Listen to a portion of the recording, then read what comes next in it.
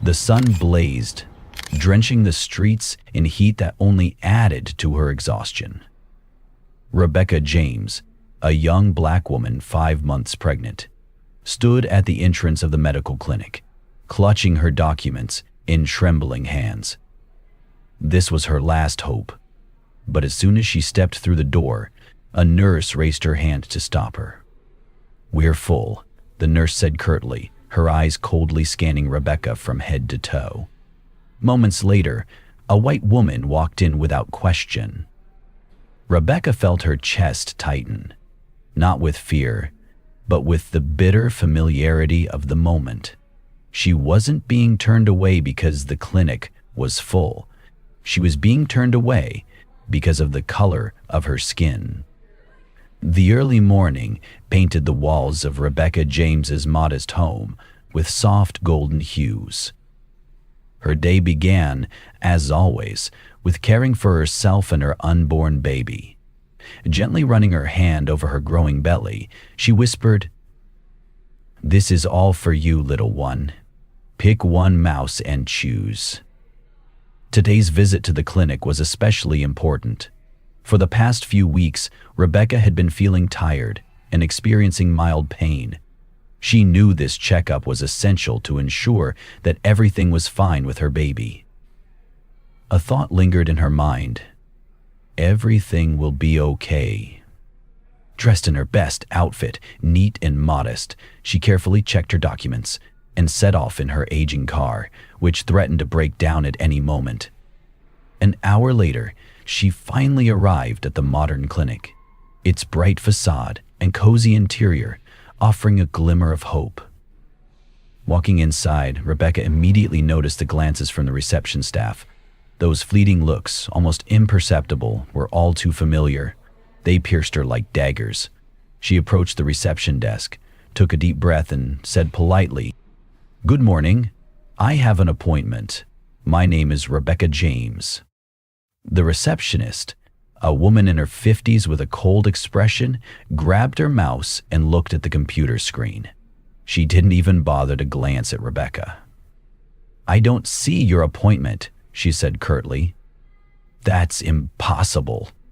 Rebecca's voice wavered with anxiety. "I scheduled it last week.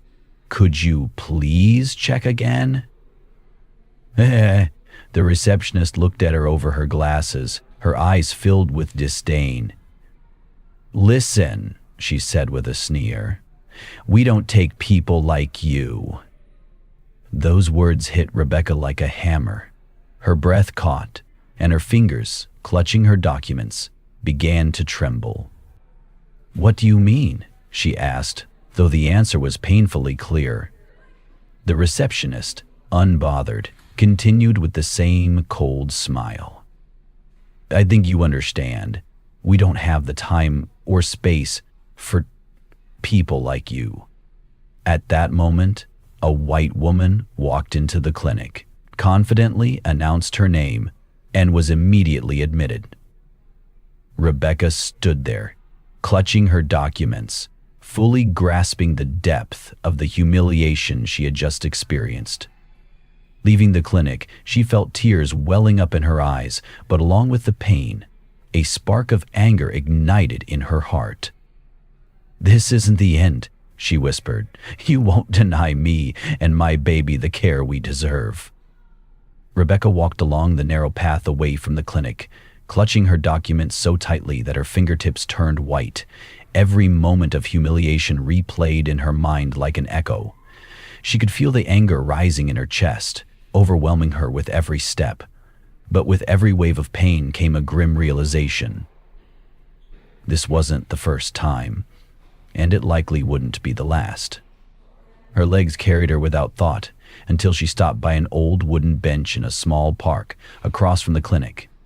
Trying to gather her thoughts, Rebecca sank onto the bench, letting the cool metal touch her hands. Her gaze dropped to the ground, but her mind was flooded with the images of the past few minutes. The receptionist's cold tone, the disdain in her eyes, and the blatant discrimination. "People like you aren't accepted here." The words echoed in her mind, cutting deeper each time. She looked at her trembling hands. In one of them were her documents, proof of her appointment, her baby's ultrasound, and everything else that showed she had every right to be there, just like everyone else. But the truth was undeniable. This world had shown her time and time again that her efforts and accomplishments were often dismissed because of one thing: the color of her skin. Rebecca remembered the words her mother used to tell her as a child. Live in a way that no one can ever say you don't deserve something. Prove to everyone that you're stronger.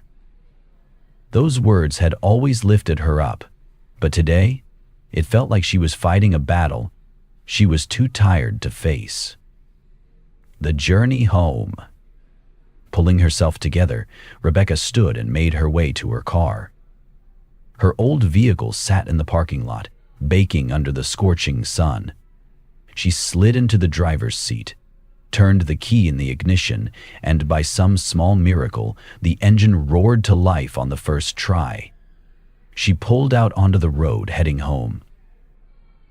The drive home was long. Rebecca stared out at the world through her windshield, as though watching it through a filter. People hurried along with their lives. Cars honked at intersections, and she felt invisible.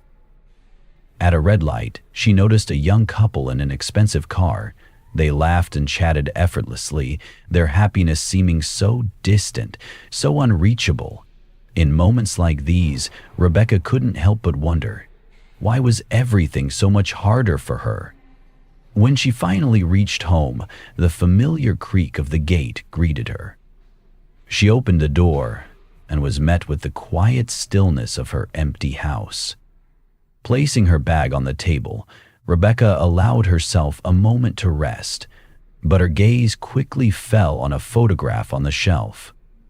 It was a picture of her holding her first child, lost to complications during her previous pregnancy.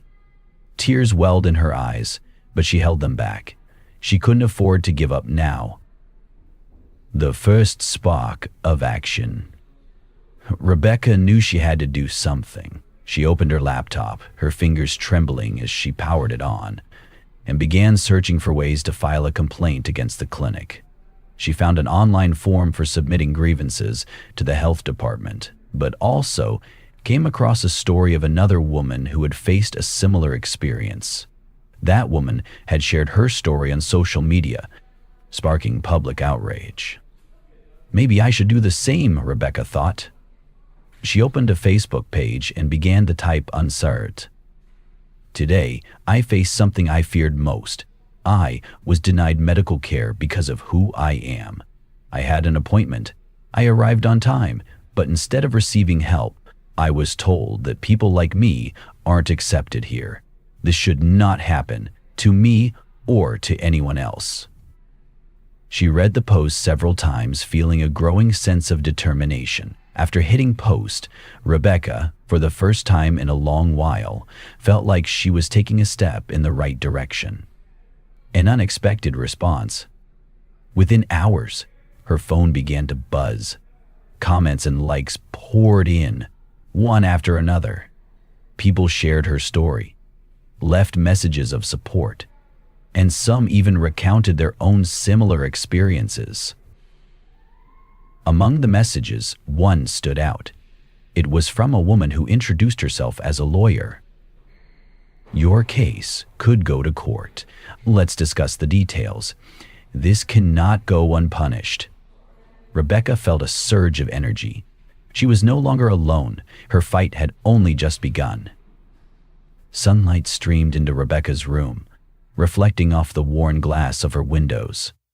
She had woken up before dawn, despite the restless night behind her. The support she had received on social media warmed her heart, but it also ignited a fire of determination. The memory of the clinic's rejection still stung, but she knew she couldn't let it end there. Her morning began with planning her next steps. A piece of paper covered in notes lay on the table in front of her. Filing a complaint with the health department, consulting a lawyer, and possibly preparing for legal action. At the top of the list was contacting the lawyer who had reached out the day before. Rebecca knew this step could change everything. After a quick breakfast of toast and coffee, She laid out her documents on the table, her appointment confirmation, test results, and old medical records. Sitting across from the papers, she took a deep breath and finally made the call. The first steps toward justice. And the conversation was long and businesslike. Elizabeth Carter, the lawyer who specialized in healthcare discrimination cases, assured Rebecca that her experience wasn't unique, but it was significant enough to draw attention to a systemic problem. Elizabeth explained that they would begin by filing a formal complaint with the health department and then gather evidence for a potential lawsuit. Rebecca recounted every detail of the incident, her appointment, her arrival at the clinic, and most importantly, the receptionist's words. "Theo, don't accept these anymore. It's against the rules. We can change the rules later." Rebecca drew a deep breath. Elizabeth's confidence reassured Rebecca. This was no longer just her battle. She now had a professional ally. By the end of the call, the fear in Rebecca's heart had begun to fade, replaced by a growing resolve. Community support. Later that day, Rebecca arrived at a local cultural center where Elizabeth had arranged a meeting with a group of activists.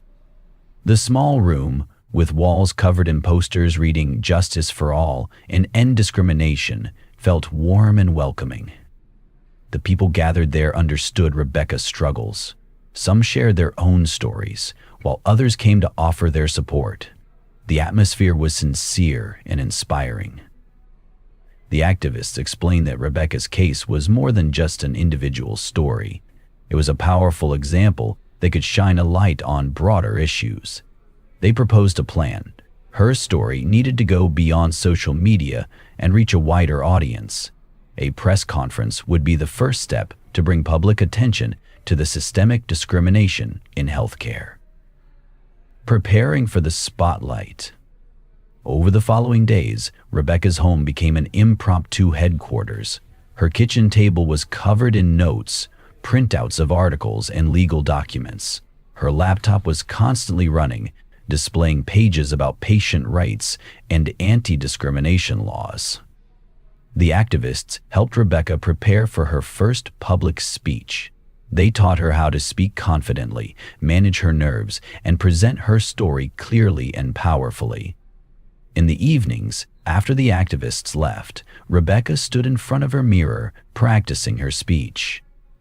Her voice trembled at first, but with each rehearsal, her confidence grew. Her words were no longer just a recounting of her experience. They became a call to action for everyone who had faced similar injustices. The day of the press conference. When the day of the press conference arrived, Rebecca felt a surge of nervous energy. The small room at the cultural center was filled with journalists, their cameras and recorders pointed at her. She felt small in front of the crowd, but she reminded herself why she was there. Rebecca's speech was simple yet powerful. She described the day at the clinic in vivid detail, sharing the humiliation she had endured. She didn't focus on blaming specific individuals, but instead highlighted the systemic issues that allowed prejudice to persist in healthcare. Her voice was steady, and her words resonated with everyone in the room. The beginning of change. After the press conference, Rebecca felt a sense of relief. Her story quickly spread through local news outlets, and soon larger publications began covering it as well. People from across the country reached out to her, sharing similar experiences, offering words of support and thanking her for her courage. Rebecca knew the road ahead would be long. There would be legal battles, protests, and continued advocacy. But for the first time, she felt like she was part of something bigger than herself. She was no longer alone. Her fight had become a symbol of hope for those who had faced injustice, and now she knew that her voice could truly make a difference. The early morning of a new day brought Rebecca a mix of unease and anticipation. After the press conference, her story had gained widespread attention, but that also meant being under intense scrutiny. For the first time, she felt the weight of being in the public eye. She knew the road ahead would only get harder. Her phone buzzed constantly with new notifications. Rebecca scrolled through dozens of supportive comments, but among them were criticisms. Some doubted her story, others claimed she was exaggerating the issue, and a few even sent threats. She took a deep breath and silenced her phone. These voices wouldn't distract her from her goal: preparing the official complaint. The morning began with a video call with her lawyer, Elizabeth Carter. Rebecca sat at her kitchen table, where documents, photographs, and printed news articles were spread out in neat piles. Elizabeth explained what specific information was needed to file an official complaint with the health department. "The more concrete evidence we can provide, the stronger our case will be," Elizabeth said confidently. Rebecca began gathering all the documentation she could: appointment confirmations, previous medical visit records, and even printed messages from people who had experienced similar issues with the clinic. Elizabeth asked her to recount the day of the incident in as much detail as possible. Rebecca relived every moment: the receptionist's cold stare, her dismissive tone, and the ease with which other patients were admitted. Her voice trembled as she spoke, but she pushed through, knowing this testimony was critical. Support from activists. Later that day, Elizabeth arranged a meeting with a team of activists at the same cultural center where Rebecca had felt such warmth before. How did that happen? Later that day, Elizabeth's team reported in their talk. The activists shared stories of similar cases and explained how Rebecca's experience had become a rallying cry for change. They proposed filing a collective complaint with accounts from other patients who had also experienced discrimination at the clinic. This would demonstrate that Rebecca's case was part of a broader systemic problem. The team also worked on strategies to increase pressure on local authorities. They drafted letters to the mayor's office and started an online petition calling for a review of all medical facilities in the area. Rebecca felt a shift within herself. Her personal fight had become a movement for change. She wasn't just advocating for her own justice anymore. She was fighting for everyone affected by discrimination. The clinic's response. The clinic's reputation submerged in the response. A code name: reputation. First, ads satanic. A few days after filing the complaint, Rebecca received the clinic's official response. It was short and standard: "We deny any allegations of discrimination and are willing to cooperate with the investigation." Rebecca read the statement with a sinking feeling. There was no apology, no acknowledgement of wrongdoing, but instead of discouraging her, this fueled her determination. Meanwhile, local news outlets began featuring statements from clinic representatives claiming the clinic was overwhelmed with patients and that any delays in service were not related to racial bias. Rebecca recognized it as an attempt to protect their reputation, but she was ready for the next step: building public pressure. While the clinic tried to defend itself, public support for Rebecca continued to grow. The online petition gathered thousands of signatures, and stories from other patients started appearing in the news. Some shared experiences of similar treatment, while others recounted explicit instances of racism in healthcare. The activists organized a small protest in front of the clinic. People held signs that read, "Healthcare for all," and "Stop racism in medicine." Rebecca attended the protest to support the participants, and for the first time, she felt strong not just for herself, but for everyone who had suffered injustice. Addressing local authorities. Elizabeth insisted they not only work through the health department, but also involve local government. With the help of activists, they drafted an appeal to the city council, demanding an investigation into cases of discrimination in healthcare and the creation of policies to prevent such incidents in the future. The city council agreed to discuss the issue at their next meeting. Elizabeth prepared Rebecca to speak before the council, where she would share her experience and present the collected evidence. The first signs of change. Every day brought new challenges, but it also brought progress. People began to see Rebecca's story not as an isolated incident, but as a symbol of the need for systemic reform. Rebecca no longer felt alone. She saw the impact her efforts were having. Her story was sparking conversations and inspiring action. Her fight was far from over, but she now knew the system could no longer ignore voices like hers. This was just the beginning.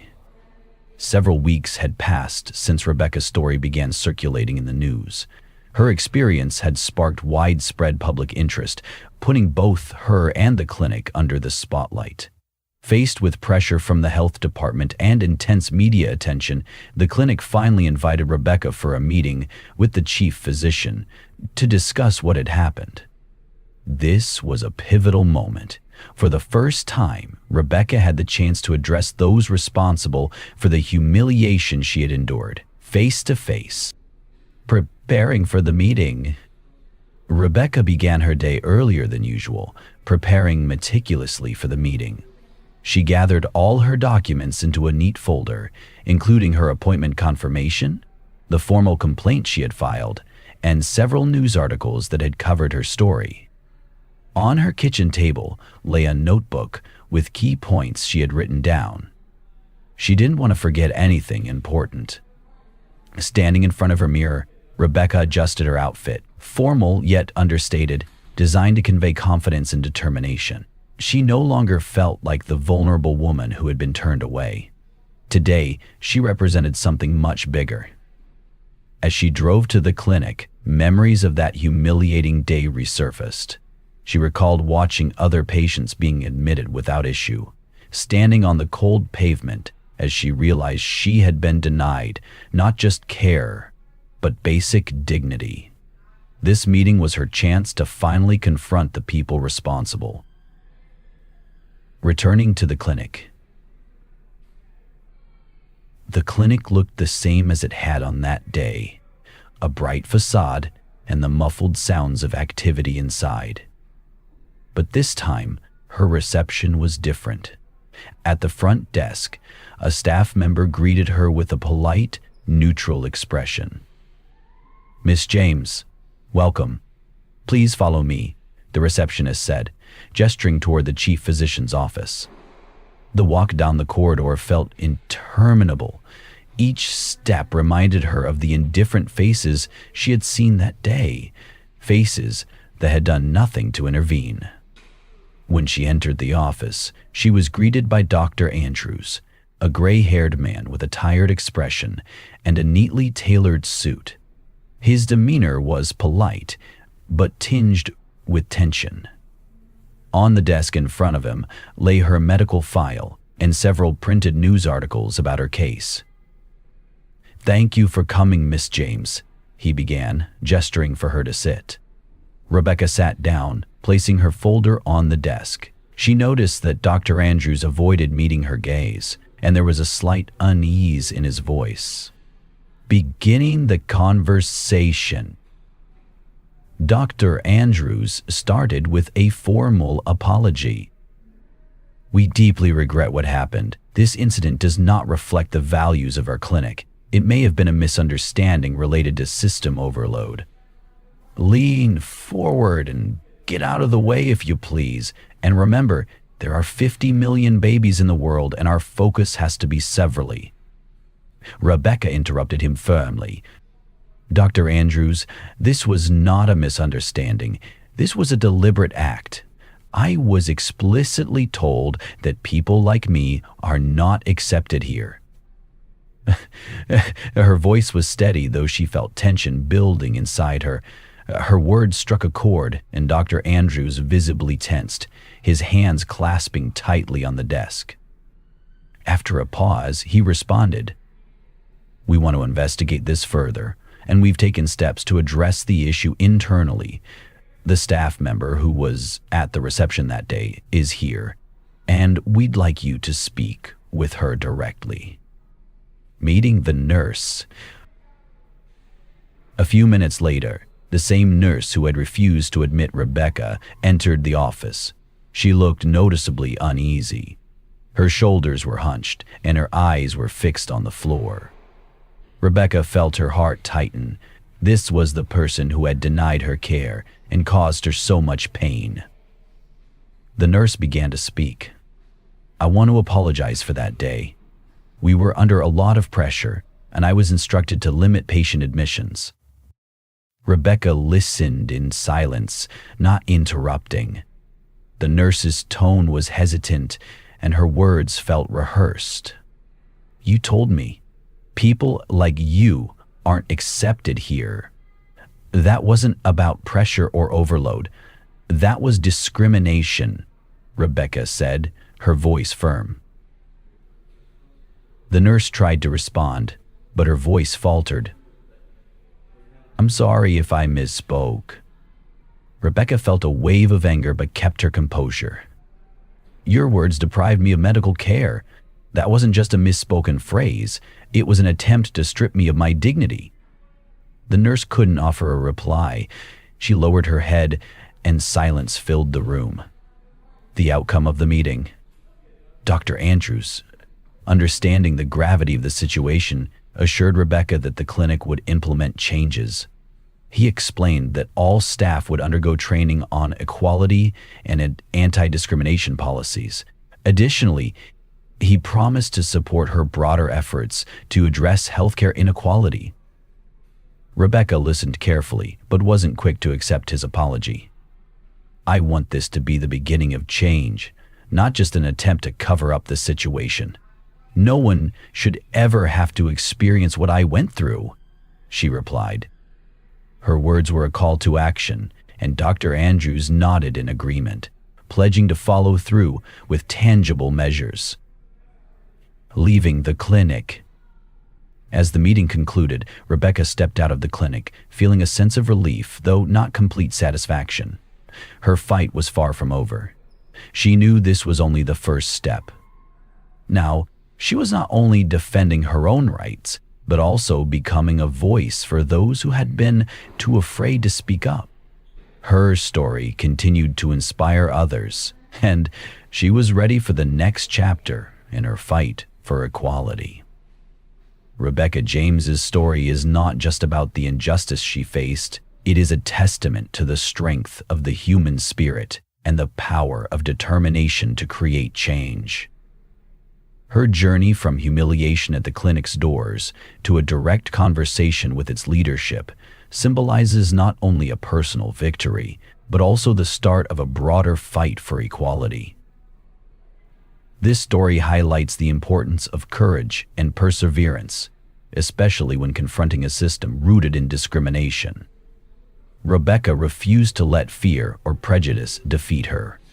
Instead, she used her voice not only to defend her own rights, but to shed light on the challenges faced by others.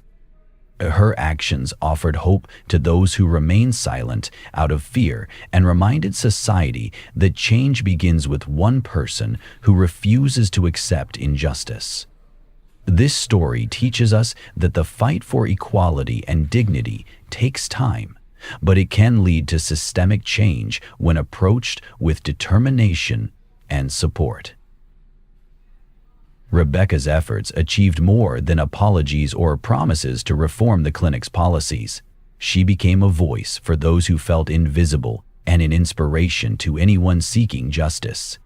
Her example shows us that each of us has the power to change the world, even when it seems like we are up against an insurmountable system.